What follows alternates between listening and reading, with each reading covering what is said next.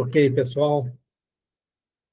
Então, vamos elevar o nosso pensamento a Deus e a Jesus, agradecendo pela oportunidade de mais uma reunião de estudos realizada em seu nome e em nome do nosso cantinho, casa espírita que frequentamos e que sabemos que a equipe espiritual providencia para que cada um de nós esteja assistido em seu lar por um espírito trabalhador da casa, além dos nossos mentores que participam e nos auxiliam no entendimento daquilo que lemos e estudamos. Deixamos a nossa prece entregue nas mãos da equipe espiritual para auxiliar o irmão mais necessitado, abrindo assim a nossa reunião de hoje. Pai nosso que estais no céu, santificado seja o vosso nome. Venha a nós o vosso reino, seja feita a vossa vontade, assim na terra como no céu. O pão nosso de cada dia nos dai hoje. Perdoai, Senhor, nossas dívidas, como perdoarmos nossos devedores. Perdoai nossas ofensas, conforme perdoarmos aos nossos ofensores. Não nos deixeis cair em tentação, mas livrai-nos de todo mal, que assim seja. Muito bem, pessoal. Nós... Desculpem. Nós estamos agora estudando no miudinho, né? O capítulo 13, né? Que é a psicose afetiva, que conta o caso da uma jovem, né? Que ela se afeiçoa, sofre bastante e tal, sempre trabalhou em benefício do próximo, né? E ela acaba afeiçoada a um rapaz que estudava medicina e que ela anelou casar-se com ele, né? Pensou e cultivava esse sentimento, mas ele, assim que se formou, né, jogou fora todo, toda a ajuda que ela havia dado a ele, né, se sacrificado em benefício dele, e falou: ó, meu, você não é pessoa, né, que a gente vai, que um médico pode ter, né, uma pessoa que venha de família humilde, né? E a abandonou e ela então tinha pensado em suicídio e tinha se preparado para morrer durante a noite, né? Mas tem então o amparo da equipe espiritual em seu benefício e o Calderaro então foi auxiliado. Beleza?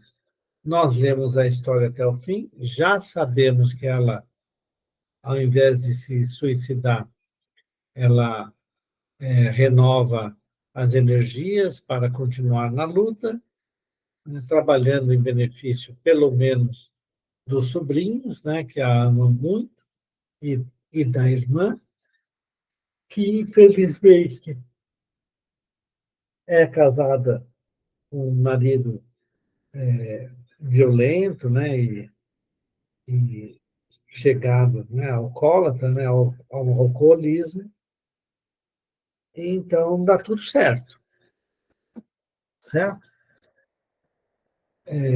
Mas nós estamos lendo no miudinho e a gente parou aí colocou a destra sobre a fronte da irmã em lágrimas e esclareceu. Beleza? Lisete, você pode ler para Então, nós? vamos lá. Colocou a destra sobre a fronte da irmã, em lágrimas esclareceu. É Antonina, a abnegada companheira de luta. Órfã de pai, desde muito cedo. Iniciou-se no trabalho remunerado aos 8 anos, para sustentar a genitora e a irmãzinha. Passou a infância e a primeira juventude em sacrifícios enormes, ignorando as alegrias da fase risonha de menina e moça. Aos 20 anos, perdeu a mãezinha. Então, arrebatada pela morte, e não obstante seus formosos ideais femininos, foi obrigada a sacrificar-se pela irmã em vésperas de casamento.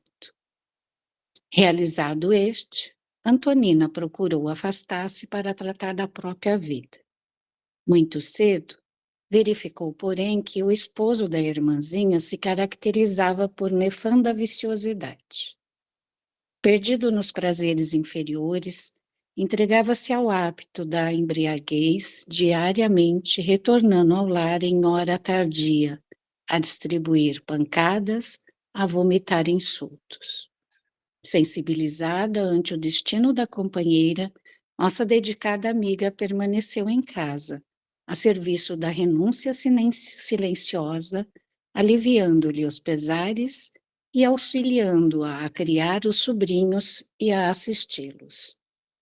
Corriam os anos, tristes e vagarosos, quando Antonina conheceu certo rapaz necessitado de arrimo, a sustentar pesado esforço para manter-se nos estudos. Muito bem.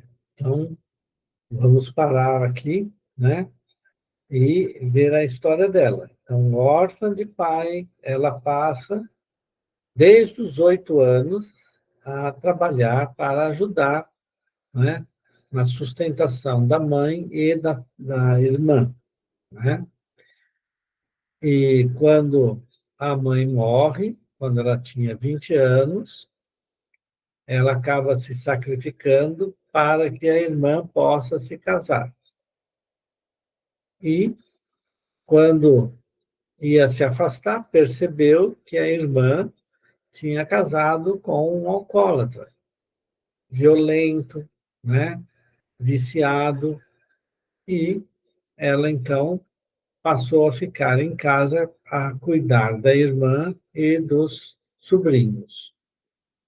Até que conheceu, né, o rapaz necessitado de arrimo, né, a sustentar pesado esforço por manter-se nos estudos. Então, era um rapaz que precisava de auxílio, inclusive auxílio financeiro, para poder continuar estudando. Certo? Então, essa é a história primeira, antes dela conhecer o rapaz. Vamos lá. Identificavam-se pela idade e pela comunhão de ideias e de sentimentos. Devotada e nobre, correspondeu-lhe a simpatia, convertendo-se em abnegada irmã do jovem. A companhia dele, de algum modo, projetava abençoada luz em sua noite de solidão e sacrifício ininterruptos. Fala um pouquinho. Eu queria só chamar a atenção, né, que ela converteu-se em abnegada irmã do jovem. Muito provavelmente era como o jovem havia também, né?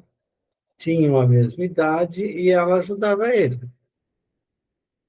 Ela sabia que era ele que estava estudando tudo, que ela simplesmente se doava, né, em benefício do jovem, certo? E, de uma certa maneira, ela então tinha alguém, né, para trocar ideias e tudo, né? Então, ele coloca assim: abençoada luz em sua noite de solidão e sacrifício ininterruptos. Então, o jovem lhe fazia muito bem essa companhia, ok? Mas ali está colocado irmã do jovem. Vamos lá. Repartindo o tempo e as possibilidades entre a irmã, 4 pequenos sobrinhos e o coparticipe de sonhos fulgurantes, consagrava-se ao trabalho redentor de cada dia, animado e feliz, aguardando o futuro. Idealizava também obter um dia a coroa da maternidade, num lar singelo e pobre, mas suficiente para caber a felicidade de 2 corações para sempre unidos diante de Deus. Para de Todavia, novo. Não, para um pouquinho. Então, veja, ela, o Calderaro fala sobre irmã, né? Mas, aos poucos, naturalmente, ela foi idealizando a ideia de casar-se com o rapaz, que é o Gustavo, que a gente vai ver aí, né? Então, ela chamava copartícipe dos sonhos fulgurantes, muito provavelmente porque o jovem que estava estudando para se tornar médico pensava no futuro brilhante, um futuro, né, bastante, bastante bom, né? E ela aguardava o futuro, idealizava, né, casar-se e ter e ser mãe, né? É engraçado que coloca assim, num lar singelo e pobre. Ora, se ela ia se casar com um médico, né?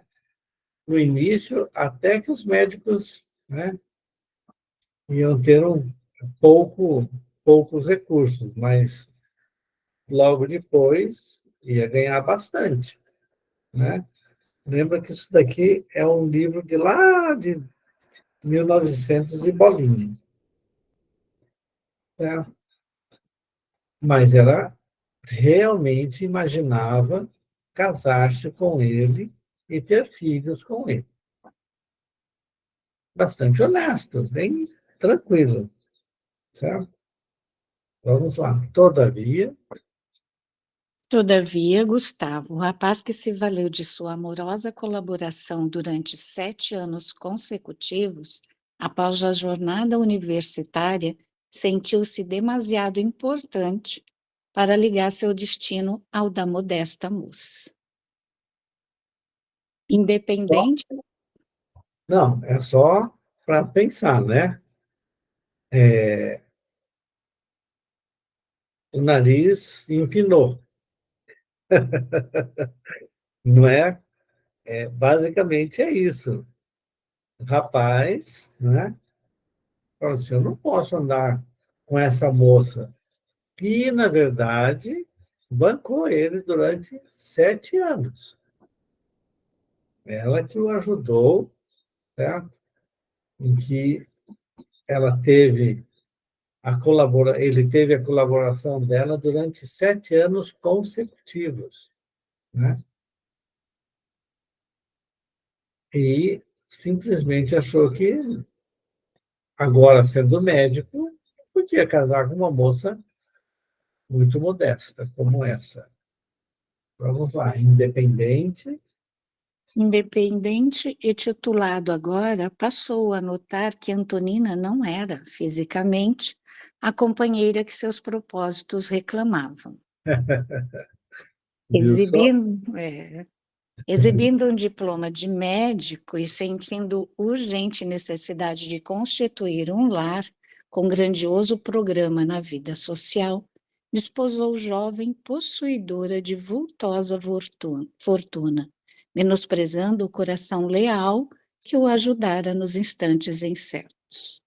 Então, veja, é muito importante, né? Ele basicamente olhou a questão financeira. Então, ele casou-se com uma jovem possuidora de vultosa fortuna. E a pergunta que a gente sempre faz é: bom, quando você casa com o dinheiro, a pergunta é se se você vai continuar casado com o dinheiro ou com a mulher que você desposou, né? Essa é uma questão que fica, né? Então, ele simplesmente deixou a moça para trás. Vai lá. Fundamente humilhada, nossa desditosa irmã procurou, mas foi recebida com escarnecedora frieza. Gustavo, com presunção repulsiva, transmitiu-lhe a novidade asperamente. Necessitava pôr em ordem os negócios materiais que lhe diziam respeito e, por isto, escolhera melhor partido. Além disso, nossa, difícil ouvir isso. Além disso, declarou que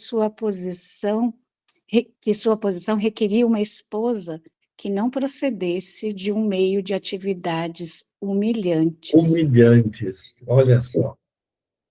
Né? Pretendia alguém que não fosse operária de laboratório, que não tivesse mãos calejadas, nem fios prateados na cabeça.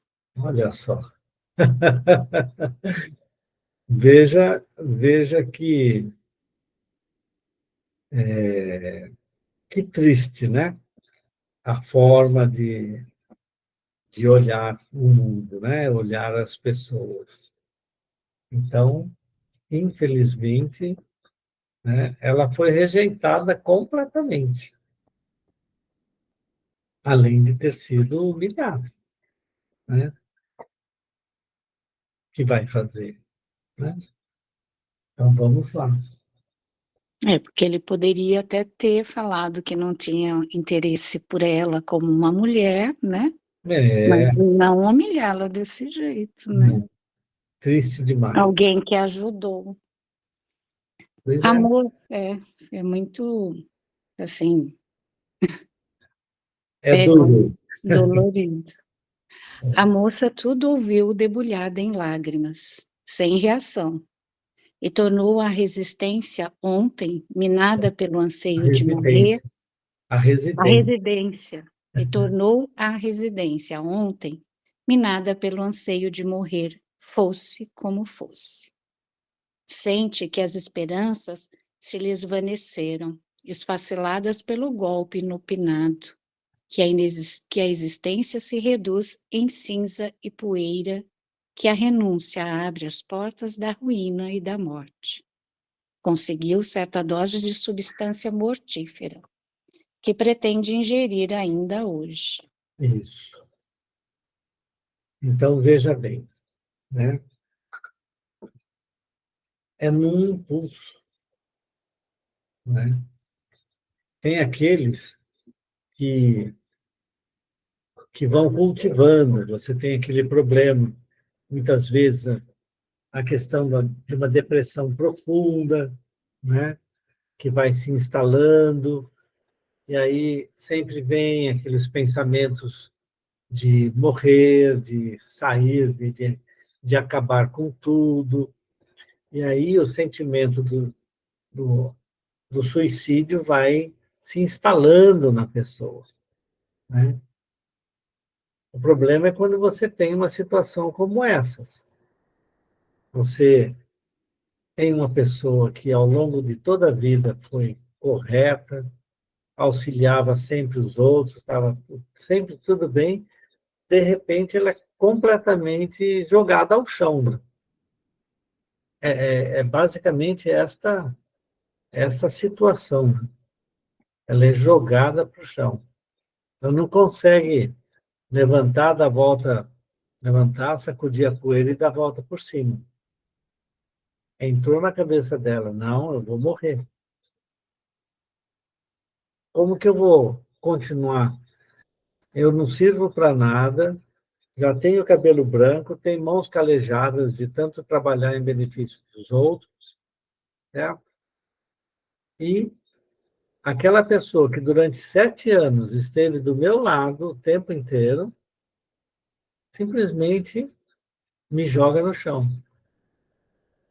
Com essas palavras, essa visão áspera, né, esse trabalho áspero, essa forma áspera de tratar uma pessoa, simplesmente olhando, né, a questão financeira e a posição social, olhando o mundo, né? Então, é de impulso. E muitas pessoas, infelizmente, acabam cometendo suicídio.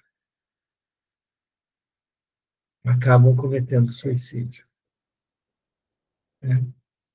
Então, é muito triste que, numa situação dessas, né, ela volta para casa já decidida, porque ela imediatamente compra o, o veneno com o qual queria se matar, né? Muito bem. Olha lá. Ela conseguiu certa dose de substância mortífera que pretende ingerir ainda hoje. Então, veja, e aí a gente vai ver a providência divina cuidando de cada um de nós. Mas é preciso, né, que a gente, ao ter o auxílio espiritual adequado, abrir o nosso coração, né, para receber esta ajuda. Senão se a gente ficar surdo, cego surdo, né, a gente vai simplesmente cometer o suicídio. Não vai suportar. Vamos lá. Dando pequeno intervalo às elucidações, recomendou-me: examina enquanto administro os socorros iniciais. Detive-me em perquirição minuciosa por longos minutos. Dos olhos de Antonina caíam pesadas lágrimas. No entanto, da câmara cerebral partiam raios purpúreos que invadiam o tórax e envolviam particularmente o coração. Torturantes pensamentos baralhavam-lhe a mente, registrando-lhe os secretos apelos. Compungia ouvir-lhe os gritos de desesperos e as súplicas ardentes. Seria crime, pensava, amar alguém com tal excesso de ternura? Onde jazia a justiça do céu, que ele não premiava os sacrifícios de mulher dedicada à paz doméstica? Aspirava a ser alegre e feliz. Dá uma paradinha. Dá uma paradinha. Duas coisas importantes, né, em que o André Luiz, então, aprendeu a detectar, certo? Ao examinar o cérebro, examinando a paciente, ele também abre a mente dele, todo o seu ser, para receber e interpretar as solicitações, né, os pensamentos da, da moça, né? E vejam, duas coisas. Mas está errado eu amar alguém? Não está, né? E a outra, e onde é que está a justiça do céu? Esse é o ponto principal, né, que leva muita gente ao suicídio. Se sente injustiçado por Deus, a pessoa fecha a sua mente e o seu coração para o pensamento religioso, né? Então, ela clama contra a justiça do céu. Onde é que está a justiça do céu? Eu trabalhei o tempo inteiro. E aí é importante a gente perceber. Bom, se quando nós reencarnamos, nós temos um esquecimento do que fizemos no nosso passado. E se no dia a dia nós não refletimos sobre as questões da vida, se não entendemos que a vida continua após a morte do corpo físico, se não nos apropriamos efetivamente disso, porque ela é religiosa, ela acredita em Deus, certo? Mas ela se sente injustiçada por Deus. Por quê? Ah, vai na missa, você pega os livros e fala assim, você tem que ser bom para ir para o céu, você tem que fazer isso, você tem que fazer. E ela está fazendo o tempo inteiro, certo? Então, como é que Deus permite que ela sofra dessa maneira? Ela, então, como não conhece o passado de espírito, né, de vidas anteriores que o seu espírito já teve, né, abre as portas para essas dúvidas, até mesmo para desistir de acreditar em Deus, né? Então, não é descabido esse pensamento dela. É importante a gente refletir sobre isso, na minha visão. É importante a gente refletir, não é? Caramba, ela fez tanto e, e aí Deus a abandona? Como pode? Vamos lá. Se alguém quiser comentar alguma coisa, vamos comentar, tá bom? Vamos lá. Aspirava a ser alegre e feliz, como as venturosas companheiras de sua meninice. Anelava a tranquilidade do matrimônio digno, com a expectativa de receber alguns filhinhos concedidos pela bondade infinita de Deus. Seria aspiração condenável sonhar com a edificação de modesto lar, com a proteção de um companheiro simples e bondoso, quando as próprias aves possuíam seus ninhos? Não trabalhara sempre pela felicidade dos outros? Por que desconhecidas razões a relegara Gustavo ao abandono? Os calos das mãos e os sinais do rosto não lhe corroboravam a dedicação do serviço honesto? Teria valido a pena sofrer tantos anos perseguindo uma realização que se lhe afigurava agora impossível? Não, não pretendia demorar-se num mundo onde o vício triunfava tão facilmente, espezinhando a virtude. Não obstante, a fé que lhe alentava o coração preferia morrer, enfrentar o desconhecido. Sentia-se desajustada, sem rumo, quase louca. Não seria mais razoável e inquirir a si própria buscar as trevas do sepulcro de que apodrecer num catre de hospício?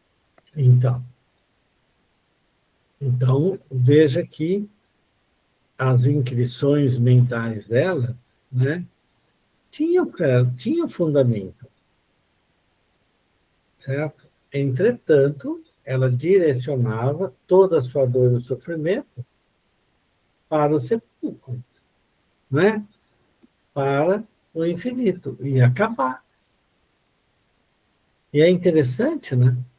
Porque se ela tinha fé em Deus, como é que ela pode tirar a própria vida sabendo, até mesmo porque na própria Igreja Católica, o que deveria ser provavelmente a fé da nossa irmã aqui, né? Você não podia cometer suicídio, porque Deus, né, era o único que pode tirar é o único que pode tirar a nossa vida. Então nós não podemos tirar a nossa vida. Mas ela imaginava que o sofrimento dela desapareceria com o suicídio. Ela não ia querer. Por que continuar no mundo em que o mal impera? Essas perguntas nós podemos fazer para nós mesmos. Muitas vezes as pessoas falam assim: ah, não consigo ficar aqui mais, não. Nesse país aqui, de jeito nenhum. Aí vai para outro. Aí vive lá, tranquilo, feliz, até que dá um problema lá. Ah, não posso ficar nesse país. Nunca quer problema, não é? Mas as perguntas são feitas. Tá? É razoável. As perguntas que ela faz são razoáveis. O problema é que parte de um princípio de que vai acabar tudo. Estranhamente, ela entendia e aceitava de que ia acabar tudo. Aí, acabando tudo, pronto, estava resolvido. Ela não ia sofrer mais. O abandono dele, né? Todas as dores e sofrimentos que ela teve. Né? Vamos lá. Opa, fala, Renato. Só complementando, né, Eduardo? Exatamente, as dúvidas dela são baseadas no conhecimento que ela tinha de Deus. O que era, quem é, na verdade, é quem era Deus para ela, né? Que poderia ser injusto, poderia ser, enfim. Né? Então, o conceito que ela tinha de Deus era completamente diferente daquele que nós temos aqui, né? Então, é muito interessante isso, porque se você olhar bem, ela estava coberta de razão. Que mesmo sabendo que só Deus poderia tirar a vida dela, mas o Deus estava, de alguma forma, prejudicando ela, então, tanto ia fazer. E, realmente, as pessoas acabam recorrendo a isso, infelizmente.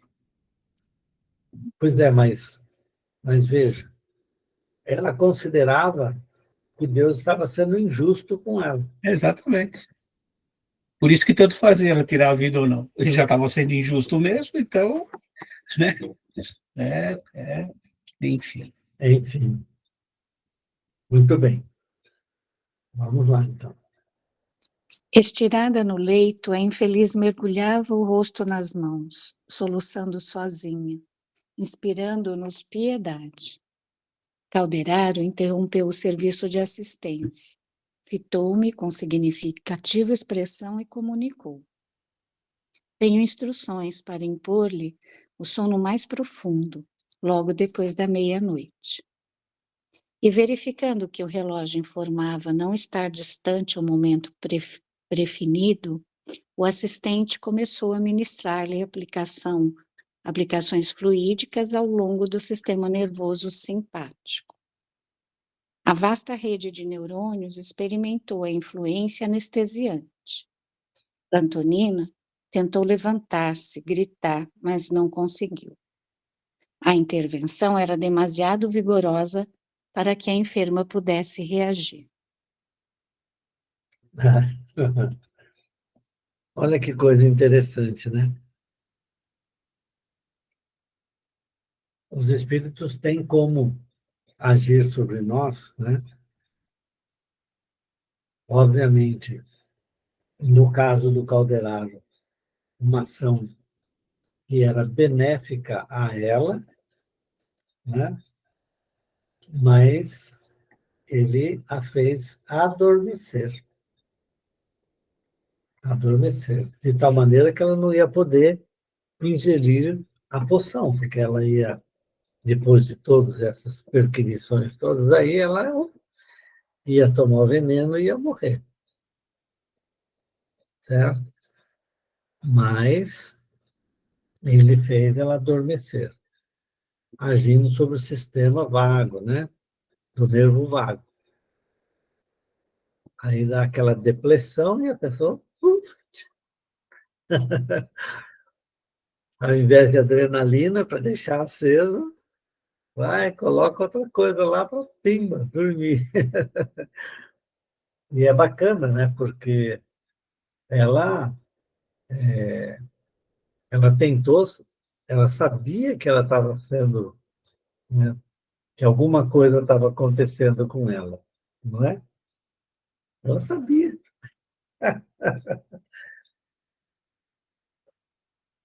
Mas o, o Calderaro a fez adormecer, né? Muito interessante. Vamos lá. O orientador Espera prosseguiu. só, espera só um pouquinho, espera só um pouquinho.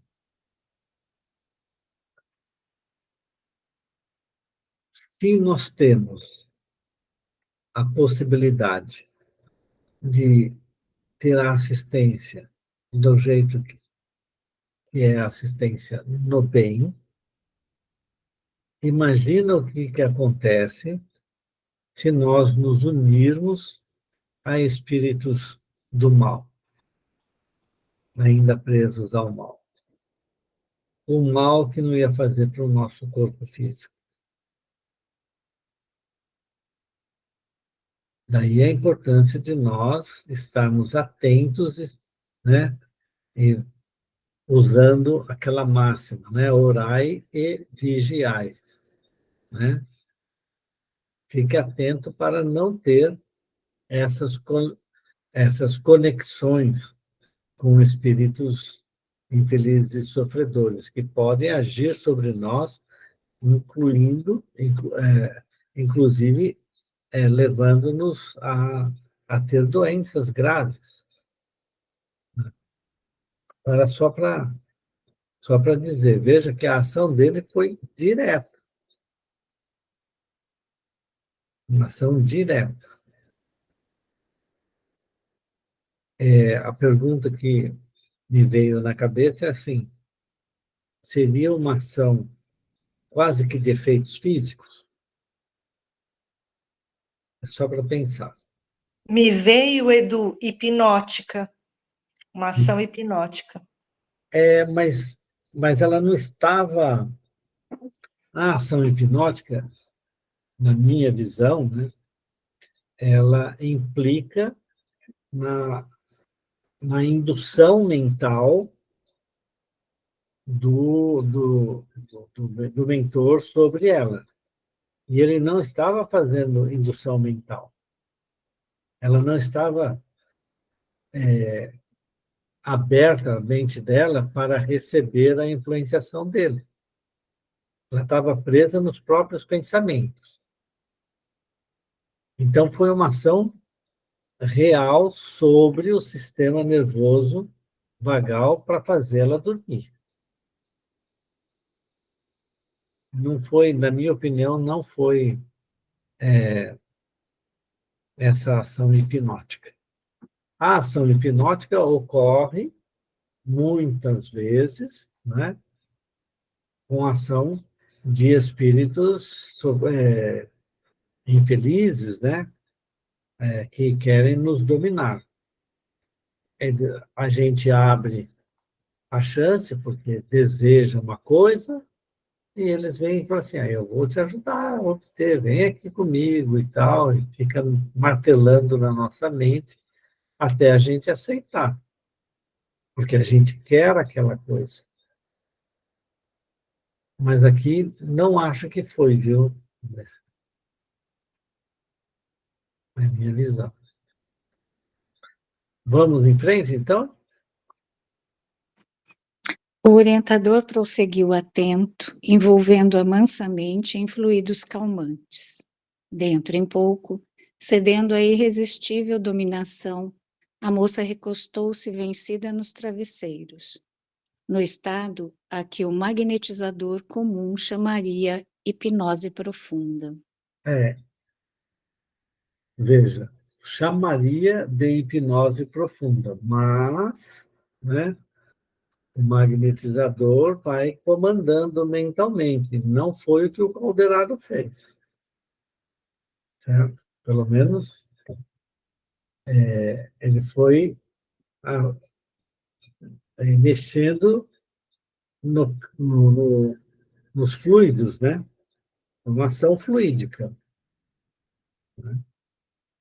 E ele chamaria de hipnose profunda se a gente poderia até chamar, né? Se realmente ele estivesse induzindo a moça a adormecer. E ele não fez isso mentalmente, ele fez isso agindo sobre o corpo físico. É como eu vejo, tá bom? Vamos lá?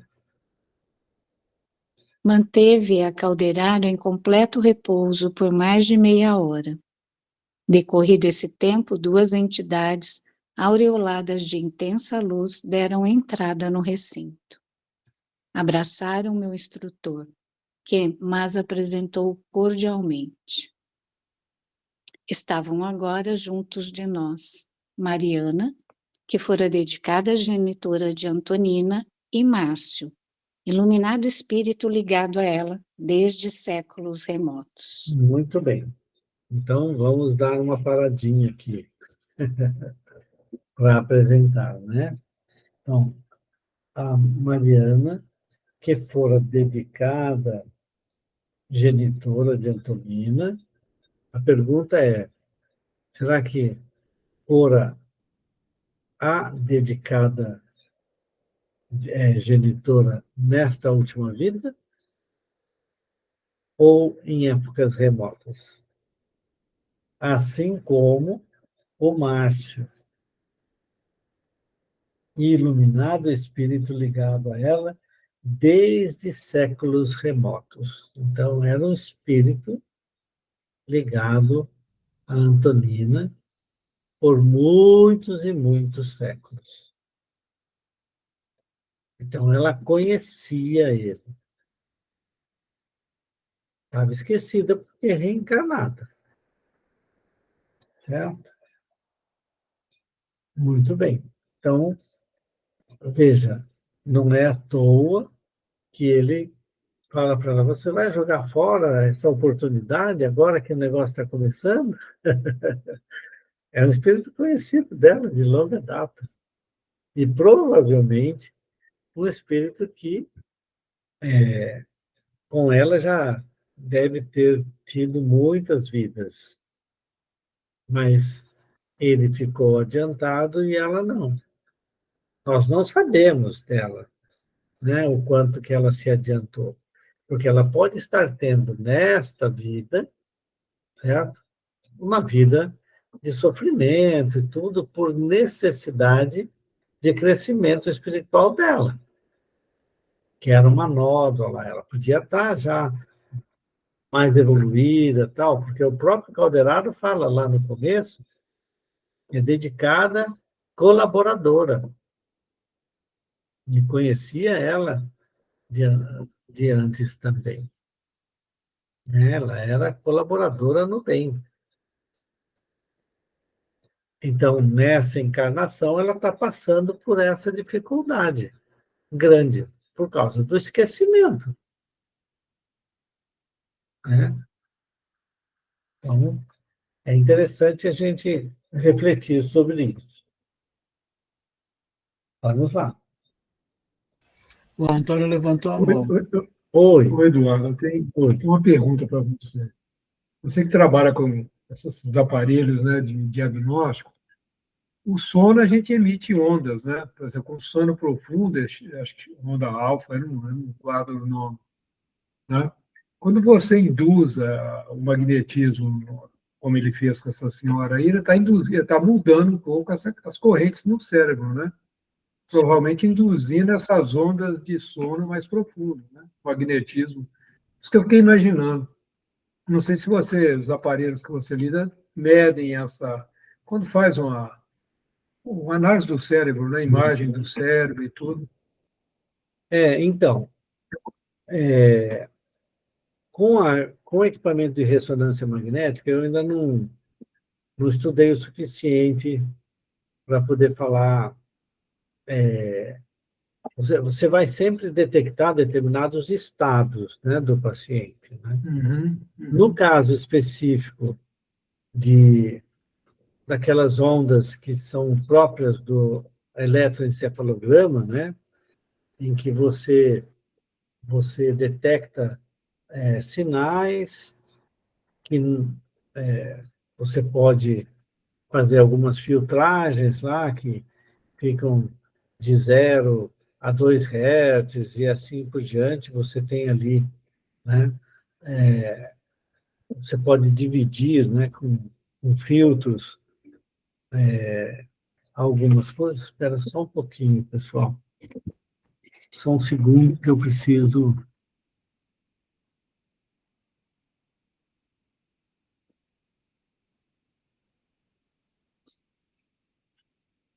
Pronto. Estava acabando a minha bateria aí. Você tem essas ondas, né? E é possível detectar com eletrodos na superfície do cérebro e processamento adequado, né? Você pode detectar, e eles colocam os eletrodos aqui sobre o olho, próximo do olho, né? O movimento, quando em sono profundo, o movimento que eles chamam de rapid eye movement, né? O movimento rápido dos olhos, Uhum. que mostra que você estaria aparentemente no estado de sonho, né? O que para nós poderia ser traduzido, inclusive, de conexão com o plano espiritual, visitando coisas, conversando com outros espíritos, tá? Estando mais liberto do corpo físico. Mas você consegue detectar essas coisas. Porque eu estou te perguntando, porque estava lembrando que foi feito estudos com médiums, né, que altera o mapeamento, inclusive, cerebral deles, né? Locais que ficam mais iluminados, vamos dizer assim, não sei se é o termo correto. Eles têm Então, detectado isso daí. Parece que o Calderaro ele conhece bem esse sistema, né, simpático aí, que ele conseguiu atuar de uma maneira e controlar por meia hora, né? Quando ele coloca aqui, né? mas Colocaram na situação. Achei muito interessante. ele atua no nervo vago mesmo, né? Em todo o sistema nervoso, mas ele atua no nervo vago, que dá descargas, né? De neurotransmissores para você perder força, para você, né? Por exemplo, Mesmo, né? baixa o ritmo cardíaco, né? Então, de forma tal que você vai se cansando e você vai... Apaga, né? Vou desmaiar aqui. Interessante. Eu fiquei pensando que como você tem essa, Uhum. assim, trabalha dentro dessa área, né? Achei interessante É, fazer essa pergunta. o É pessoal, isso. não, então, o pessoal já fez, né? Estudos com esses médios, existem publicações, né? E usaram equipamento de ressonância magnética, né? Mas que no final das contas, veja, o exame de ressonância magnética é bem difícil de você, vamos dizer assim, se desligar, né? Ou Não, é um barulhão infernal. aquilo lá é horrível, né? Você tem, Você fica preso, né? você fica, é muito complexo. Embora eu já tenha feito o exame e eu dormi no exame. A primeira vez que eu levei meus alunos para ver o equipamento que tinha na Unicamp, e, e aí eu falei assim, olha, nenhum aluno pode ser voluntário aqui, só eu que vou. Aí a moça lá me colocou os eletrodos, tal, só para... não tem eletrodo, ela só queria medir um sinal de ECG que ela estava querendo medir. Mas ela me colocou para dormir não, para deitar na máquina, aí foi, e, e ela foi fazendo exames e mostrando para os alunos isso, aquilo, tal, né?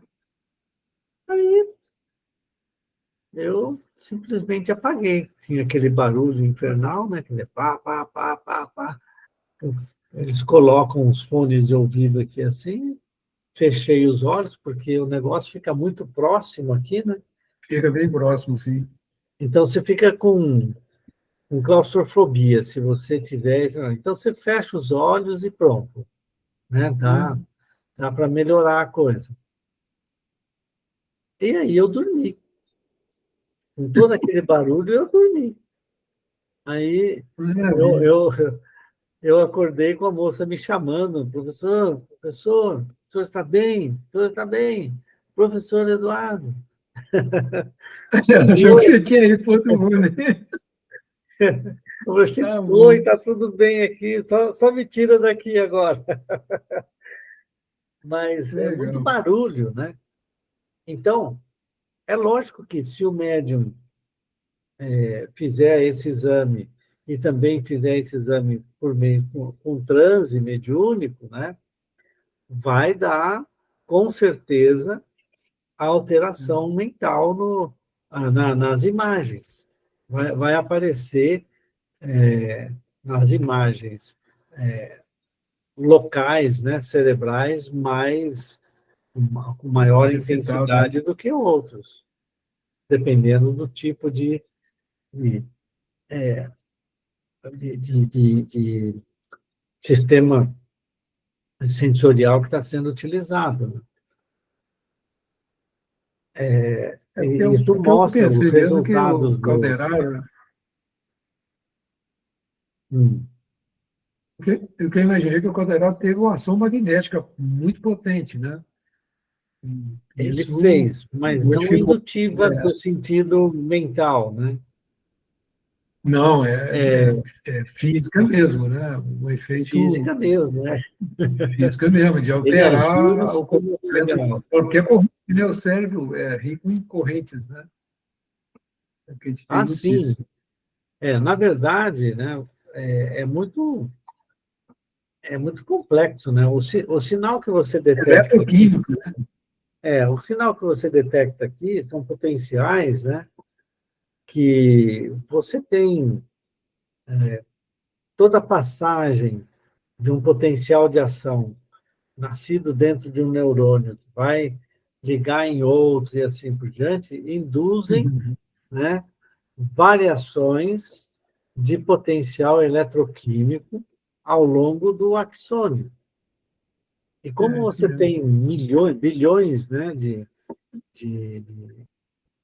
neurônios ali interagindo dentro do cérebro, é natural que você tenha variação de potencial, né?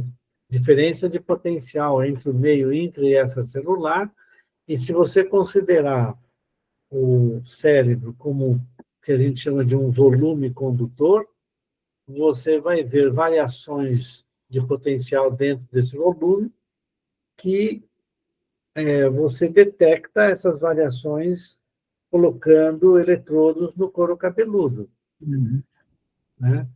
E dependendo da região que você coloca, você pode olhar mais o sistema visual, mais o sistema de somatosensorial e assim por diante.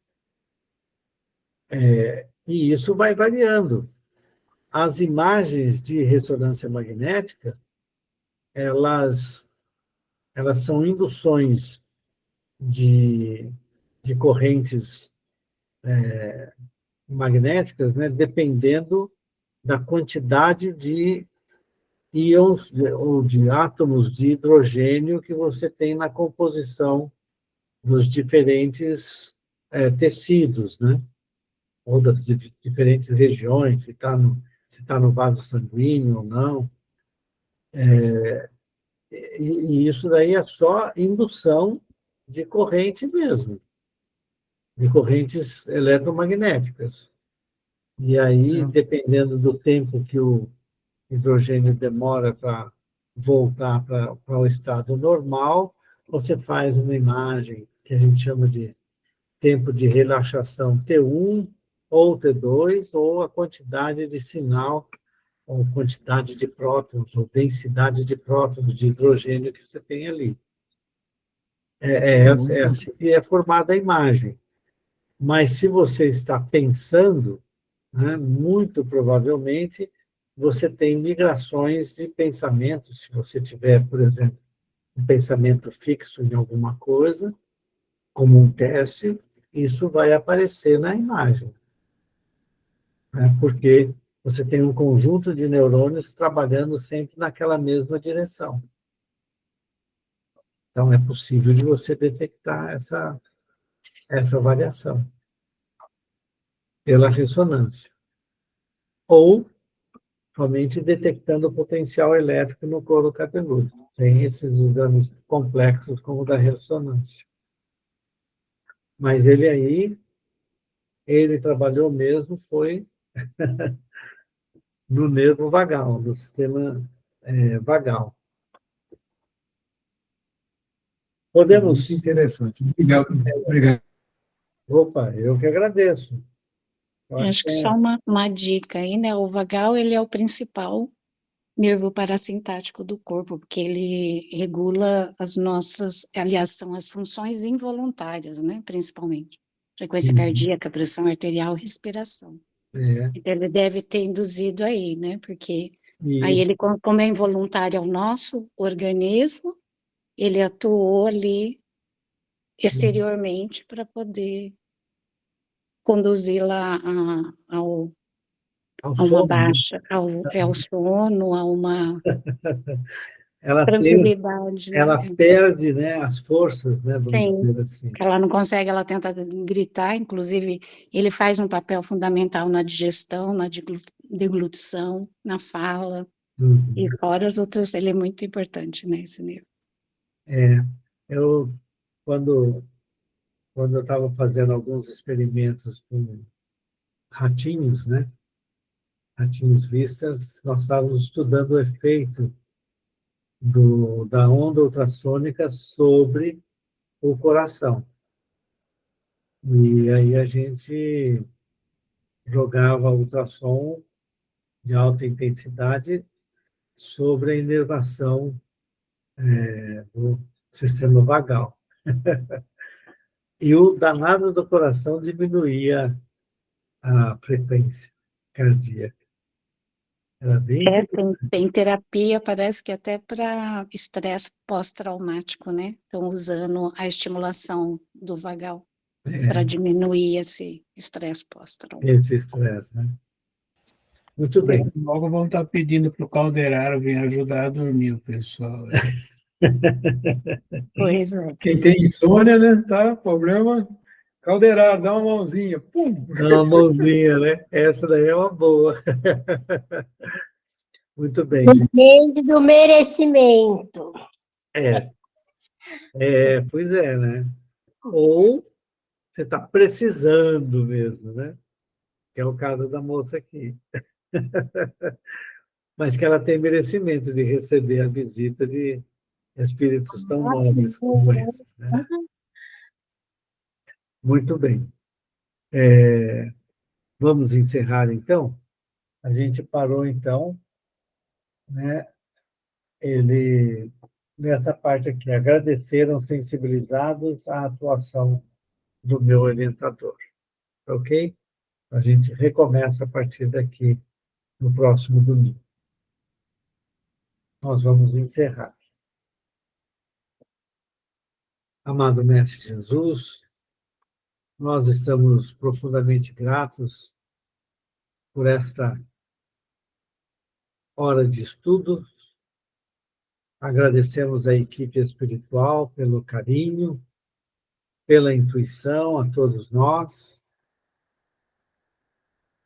Agradecemos também aos nossos mentores espirituais e pedindo que ao longo da semana sejamos abertos, né, e prontos para receber a ação positiva dos mentores espirituais para a nossa ação no bem.